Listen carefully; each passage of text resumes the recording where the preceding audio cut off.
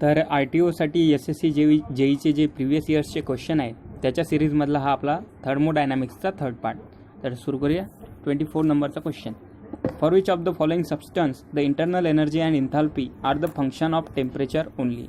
तर बघा, internal energy जे U असतं ते का असतं, function of temperature and pressure या दोन्हीचं ते फंक्शन असतं. ठीक आहे, पण फक्त आणि फक्त टेम्परेचरचं ते फंक्शन कधी असतं की जेव्हा आपला जो गॅस असतो तो परफेक्ट गॅस म्हणजेच आयडियल गॅस असतो.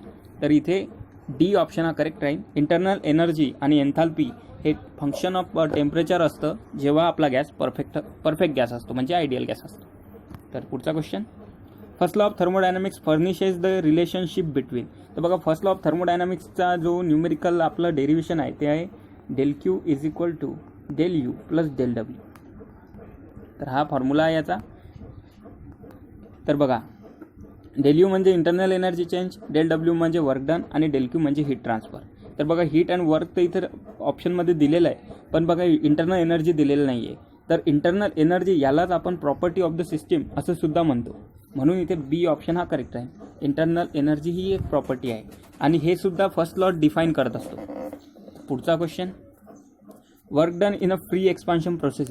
तर बघा, फ्री एक्सपान्शन प्रोसेस का असतं, तर हे असा एक चेंबर असतो, याच्यामध्ये गॅस भरलेला असतो आणि या साईडला फुल गॅस भरलेला असतो आणि इथे एक अपर्चर आपण तयार करतो. तर जेव्हा इथे जो गॅस असतो आपला तो फुल प्रेशरचा गॅस असतो आणि तो नंतर या साईडला फ्लो होतो. इकडे लो प्रेशर असतं, इकडे व्हॅक्यूम असतं. तर या प्रोसेसला आपण फ्री एक्सपान्शन प्रोसेस म्हणतो. यामध्ये वर्क डन हे नेहमी 0 असतं. तर इथे सी ऑप्शन करेक्ट आहे. तर पुढचा question. First law of thermodynamics is the law of. तर फर्स्ट लॉ ऑफ थर्मोडायनामिक्स हा लॉ ऑफ एनर्जी आहे, म्हणजेच तो कन्झर्वेशन ऑफ एनर्जी. इथे बी ऑप्शन करेक्ट आहे. तर फर्स्ट लॉ काय डिफाईन करतो, तर त्याचं स्टेटमेंट आहे की energy can neither form to another form. म्हणजे एनर्जी ही एका फॉर्मपासून दुसऱ्या फॉर्ममध्ये ट्रान्सफर होत असते. ती ना क्रिएट होते ना डिस्ट्रॉय होते. यालाच न्यूमेरिकली आपण ∆Q = ∆U + ∆W असं सुद्धा कन्सिडर करत असतो. तर पुढचा question. First law thermodynamics assert that the following is a thermodynamic property. तर बघा, की first law of thermodynamics assert करतो की इंटरनल एनर्जी ही थर्मोडायनामिक प्रॉपर्टी आहे. ते आपण आत्ताच पाहिलं न्यूमेरिकली. तर next question. For a close system the difference between heat added to and work done by the system is equal to. तर बघा, क्लोज सिस्टीमसाठी म्हणजेच फर्स्ट लॉ ऑफ थर्मोडायनामिक्सनुसार डिफरन्स हीट ॲडेड आणि वर्क डन याचा जो difference आहे हा असतो इंटरनल एनर्जी. तर इथे बी ऑप्शन करेक्ट आहे. पुढचा question. Which aspect does not pertain to a free expansion process. तर बघा, हे फ्री एक्सपान्शन प्रोसेस मी सांगितलं तुम्हाला की असा एक अपर्चर असतो, याच्यामधून आपलं इकडचा गॅस जो असतो तो इकडे ट्रान्सफर होत असतो. तर बघा, जेव्हा इकडे प्रेशरमध्ये डिफरन्स राहील तेव्हाच फ्री एक्सपान्शन प्रोसेस ही अप्लाय होत असते. तर बघा, वर्क डन हे 0 असतं, करेक्ट आहे. No change in temperature of the system isothermal consider करतात याला. No gain or loss of heat हे सुद्धा आहे. पण प्रेशर हे कॉन्स्टंट कधीच नसतं, कारण की जर प्रेशर कॉन्स्टंट असतं तर फ्री एक्सपान्शन होणारच कसं. जेव्हा इकडचा हाय प्रेशरचा गॅस या साईडचा तो तेव्हा या साईडला जाईल तेव्हाच आपलं फ्री एक्सपान्शन प्रोसेस होत असतं. तर इथे बी ऑप्शन करेक्ट राहील. हे चुकीचं आहे की प्रेशर कॉन्स्टंट असतं. प्रेशर कॉन्स्टंट कधीच नसतं फ्री एक्सपान्शनमध्ये. तर पुढचा question. Internal energy of a perfect gas depends upon. तर मी आधीच सांगितलं, इंटरनल एनर्जी परफेक्ट गॅसची हे फंक्शन ऑफ टेम्परेचर असतं ओनली. तर इथे सी ऑप्शन एकदम करेक्ट आहे. Next question. During an adiabatic process, the pressure P of a fixed mass of ideal gas changes by ∆P and its volume V changes by ∆V. The value of ∆V by V is given by. तर बघा, adiabatic जी process असते याच्यामध्ये जो heat transfer असतो ∆Q हा any time 0 असतो आणि PV⁻∗ = C हा ह्याचा न्यूमेरिकली फॉर्म्युला असतो. तर आपण ॲडियाबॅटिक प्रोसेससाठी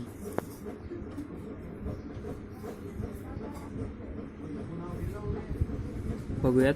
फॉर ॲडियाबॅटिक प्रोसेस. तर ॲडियाबॅटिक प्रोसेससाठी PV⁻∗ constant, pressure, volume, adiabatic index आणि कॉन्स्टंट. तर आपण याला डिफरन्शिएट करूया. dPV⁻∗ DC. आता हा DC कॉन्स्टंट आहे, त्याची व्हॅल्यू 0 येऊन जाईल. तर इथे बघा प्रोडक्ट रूल आपल्याला लावायचा आहे. तर आपण एकदा प्रेशर कॉन्स्टंट ठेवू, एकदा व्ही कॉन्स्टंट ठेवू. तर आधी आपण प्रेशर कॉन्स्टंट ठेवू, dv रेस टू गॅमा हा येईन आपला, नंतर प्लस आता आपण V raise to gamma constant ठेवू, तर इथे dp येऊन जाईल आणि इथे 0 येऊन जाईल. ठीक आहे. तर आता आपण डिफरन्शिएशन करूया. p इथे गॅमा येऊन जाईल, इथे V raise to power gamma -1 आणि dv आपण V with respect to V differentiate करत आहे म्हणून इथे dv येऊन जाईल. आता प्लस इथे व्ही रेस टू गॅमा आणि dp तेवढ्याच्या तेवढेच राहील. आता आपल्याला डेल व्ही बाय व्हीची व्हॅल्यू काढायची आहे, बरोबर. डेल व्ही बाय व्हीची व्हॅल्यू काढायची आहे. तर आपण p gamma V raise to power gamma -1 is equal to minus V raise to gamma dp. ठीक आहे. आता बघा, आता इथे व्ही रेस टू गॅमा आहे, इथे minus V raise to gamma आहे. तर इथे p gamma V raise to gamma upon V हे आपण इथे याला सिम्प्लिफाय केलेलं आहे. ठीक आहे. Equal to minus V raise to gamma dp. आता बघा इथे व्ही रेस टू गॅमा हे व्ही रेस टू गॅमा दोन्ही कॅन्सल होऊन जाईल. ठीक आहे. आणि इथे आपला dv राहिलेला आहे लिहायचा, हा dv. ठीक आहे. तर आपल्याला dv बाय व्ही पाहिजे आहे, डेल व्ही बाय व्ही. तर इथे बघा डेल व्ही बाय व्ही आलेला आहे. तर हा del V by V is equal to minus हा p याच्या अपॉनमध्ये जाईल dp बाय p आणि हा गॅमा पण इथे जाईल. तर del V by V is equal to -1 upon gamma del P by P. तर हे आपलं ॲन्सर. तर इथे डेलच्या जागी del V upon V is equal to -1 upon gamma del P by P.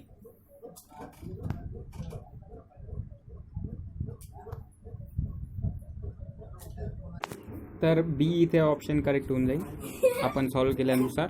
तर next question, the expression integration P del V gives the measure of work done during.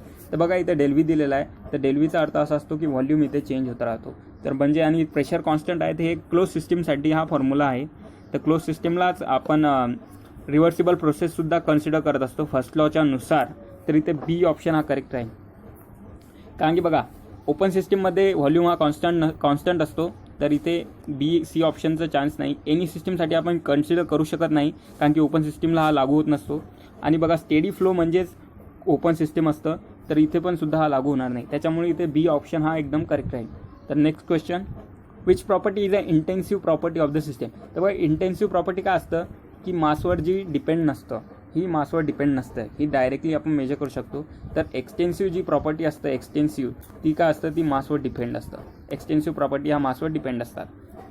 तर याच्यामध्ये बघा व्हॉल्यूम ही एक्सटेन्सिव्ह प्रॉपर्टी आहे, kinetic energy extensive आहे, entropy ही सुद्धा extensive आहे, पण specific enthalpy ही intensive property आहे. तर इथे ए ऑप्शन करेक्ट आहे. आता बघा जी एन्थाल्पी असतं आपली ती एक एक्सटेन्सिव्ह प्रॉपर्टी असतं. तर काही लोकांचं म्हणणं आहे की मग स्पेसिफिक एन्थाल्पी का इंटेन्सिव्ह आहे. तर स्पेसिफिक एन्थाल्पी कोणतीही स्पेसिफिक जी प्रॉपर्टी असतं ती एनी टाईम इंटेन्सिव्ह प्रॉपर्टी असतं. कारण की स्पेसिफिक म्हटल्यावरती पर युनिट मास अशी प्रॉपर्टी असतं. त्याच्यामुळे ऑल ज्या स्पेसिफिक क्वांटिटी आहेत, ऑल स्पेसिफिक क्वांटिटी ज्या आहेत. तर next question, one of the extensive property of a thermodynamic system among the following. तर इथे बघा एक्सटेन्सिव्ह प्रॉपर्टी विचारलेली आहे म्हणजे जी मासवर डिपेंड आहे. तर इथे व्हॉल्यूम ही एक्सटेन्सिव्ह प्रॉपर्टी राहील बीमध्ये. आता इथे कन्फ्युजन आहे खूप साऱ्या मुलांना की डेन्सिटी ही एक्सटेन्सिव्ह प्रॉपर्टी असते. तर नाही, डेन्सिटीचा फॉर्म्युला ही एक्सटेन्सिव्ह प्रॉपर्टी नाही आहे, तर ही इंटेन्सिव्ह प्रॉपर्टी आहे. हे लक्षात ठेवा तुम्ही, डेन्सिटी इंटेन्सिव्ह आहे आणि व्हॉल्यूम ही एक्सटेन्सिव्ह आहे. आणि जर इथे स्पेसिफिक व्हॉल्यूम जर मी घेतलं तर सरळ ही स्पेसिफिक व्हॉल्यूम जी आहे ती इंटेन्सिव्ह प्रॉपर्टी होऊन जाईल. तर next question, if two liquids at different temperature are mixed then the final temperature of the mixture of liquid can be obtained by using. तर बघा इथे फायनल टेम्परेचर विचारलेलं आहे. तर खूप सारे मुलं काय करतात, झिरोथ लॉवर टच करून देतात आणि हे चुकीचं आन्सर होऊन जातं.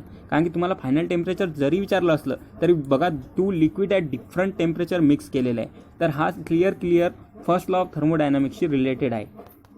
कारण की फर्स्ट लॉ ऑफ थर्मोडायनामिक्सचं म्हणणं काय आहे की energy can neither be created nor be destroyed. म्हणजे हॉट फ्लुइड जो आपला असतो तो जेव्हा आपली पूर्ण एनर्जी कोल्ड फ्लुइडला सप्लाय करून देईल तर म्हणजे इथे एनर्जीचं ट्रान्सफर होत आहे. तर इथे बी ऑप्शन हा एकदम करेक्ट आहे.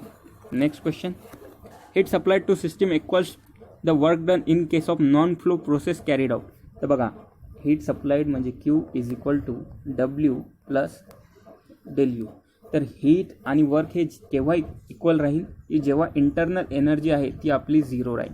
आणि इंटरनल एनर्जी तेव्हाच 0 राहते जेव्हा आपलं टेम्परेचर कॉन्स्टंट राहो. म्हणजे इथे सी ऑप्शन हा पूर्णतः करेक्ट येऊन जाईल. कारण की जेव्हा इंटरनल एनर्जी ही कॉन्स्टंट तेव्हाच राहते जेव्हा आपलं टेम्परेचर हे 0 असतं. तर इथे आपले क्वेश्चन संपलेले आहेत. तर आपला पुढचे क्वेश्चन आपण नेक्स्ट व्हिडिओमध्ये पाहू. तर थँक्यू.